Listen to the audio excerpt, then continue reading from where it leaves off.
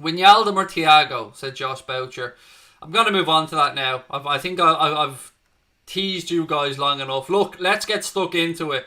I'm going to start off with Melissa Reddy because I have a lot of stuff to talk about with regards to Thiago. So, Melissa Reddy has said that finance is not the key determining factor over a deal for Thiago. The fact that the Reds have 7 senior midfielders of Grujic and Wilson, whom Melissa Reddy reckons offers would be welcome for, means it's squad management and happiness that are central to Jurgen Klopp's thinking with regard to the potential of bringing in Thiago. That makes sense. I can understand that. I've said that to you guys on previous streams before, that we have 7 midfielders, and that's before we even talk about Grujic and Wilson. And again, you can see there Melissa Reddy reiterating the fact that the club are happy to receive offers for Grujic and Wilson. And if anybody wants to read that, by the way, the article Melissa Reddy wrote is in the Independent, so you can have a Google and read that full article for yourself. That's just a little piece that, or a little few segments that I took out of that article. The piece in the Independent goes on to say that unless there are outgoings in midfield, the signing of Thiago is unlikely to happen.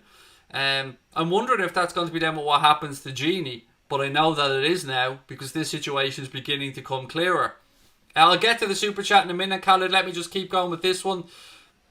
The piece does go on to say that the basic line from Anfield is that Thiago is a player they'd love to have under the right circumstances, and space in midfield without disrupting squad harmony is part of that. So this leads in again, like there's warm feelings coming from Anfield, coming from Kloppo towards Thiago. As you can see there, Melissa Reddy has said that the club would love to have him under the right circumstances, but those circumstances are going to have to be us unloading a midfielder. Jurgen Klopp has said before he doesn't like to have a bulky squad. He likes to have everybody there that he believes is there for a reason and has a genuine chance to play. So if it takes one moving on a midfielder, then we know who the obvious choice is in this scenario. Ronald Koeman just been appointed manager of Barcelona. Immediately the links start coming to Gini Wijnaldum, and look, it doesn't take a rocket scientist to put that together.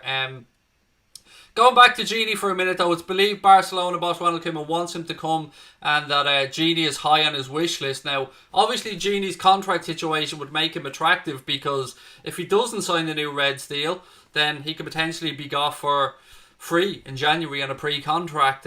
But interestingly, and this is what makes it more intriguing to me, I know Ronald Koeman signed a 2-year deal at Barcelona, but I'm almost absolutely convinced he will not see out 2 years of Barcelona. He has 1 year at Barcelona no matter what happens, because Barcelona are going to have presidential elections, I think early springtime, maybe March, something like that. And if the person who's believed to be the favourite to win those elections come in, he wants Xavi to be the next Barcelona manager. So that would probably see Ronald Koeman get 1 season, then get fired and get compensated, and Xavi comes in. So Barcelona may not want to wait until January, particularly for Koeman, if Koeman is the one that wants to bring in Gini, who he obviously has a good relationship with. I'm going to pull up a tweet here as well that I want to read out to you guys. So this is from Rafael Hernandez, who's very well respected with regards to specific transfer topics. He said, Barcelona buying Wijnaldum from Liverpool and funding their Thiago transfer. Again, I'm going to read that out to you. Pay specific attention. Barcelona buying Wijnaldum from Liverpool and funding their Thiago transfer. And this guy, Connor said to me, this guy's got a couple of things nailed on, a couple of things absolutely spot on in recent history. So it all leads into what I'm talking about and what the title of this stream is about. Melissa Reddy hinted at a potential departure from midfield if we are to get Thiago. Well, look, it looks like it can only be one man, ladies and gentlemen, and that seems like it could be Gini Wijnaldum if somebody is going to move on. Do any of us want Gini Wijnaldum to move on? Probably not. I certainly don't. I really like him. But this is a situation that might be one of those best for everybody concerned scenarios. Gini may get a contract at Barcelona that secures him for the next 3 or 4 years and gets to go and have another good chapter in a very storied career, and I would genuinely wish him the best if he moved on. I suppose the real question here comes with if people are happy with that scenario where we sell Gini Wijnaldum to Barcelona to fund the move for Thiago.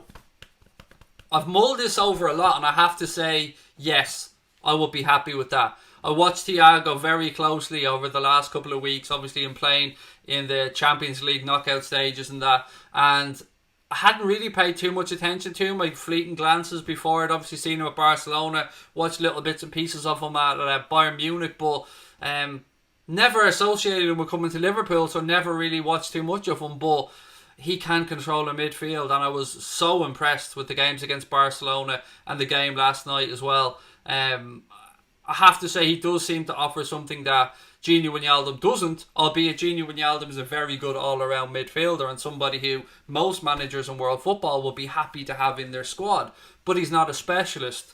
And Thiago is kind of a specialist in giving us something that we don't really have from midfield at the minute. From that deep lying level of midfield, I should say. We've got players like Naby Keita, Alex Oxlade-Chamberlain who can break the line getting forward. We've got really hard working players in midfield like Gini Wijnaldum, Jordan Henderson, James Milner. And then we have our out-and-out protector or shielder of the back four in Firmino as well. But Thiago would be somebody I think would complement that midfield excellently and could help unlocking those low blocking defences, and maybe when teams are sitting back, Thiago can play a couple of yards further forward as well, or when we're on the attack, if Fabinho's not playing, he can come back and split the centre backs, which you've seen him do with Bayern Munich on a few occasions as well, dropping into that quarterback role and just keeping the ball moving, keeping things ticking along, kind of Xavi Alonso-esque if you want. That's pretty much it with regards to Shaqiri, but or not Shaqiri. Where am I going with Shaqiri? I read a comment about Shaqiri and I'm getting sidetracked with regards to Thiago, but it does seem like that's the case from everything I'm seeing today. And I've been going back and forth about this. I even put it on Twitter. Like, are we really interested in Thiago or are we not? One day I feel one thing, the next day I feel another thing. I suppose that depends on what you read in the media, but I think this situation is starting to come clear now, and it does seem like, with no conversation seemingly taking place right now between Gini Wijnaldum and Liverpool's representatives over a new deal which I think he thoroughly deserves, by the way. He's been part of this team that has progressed season on season since he joined from Newcastle, and has won a Champions League, has won a Premier League, has won a Super Cup, he's won a Club World Cup as well, so it would be sad to see him move on, but I think it's a sacrifice worth making if it's the only way that we can fund Thiago. Now,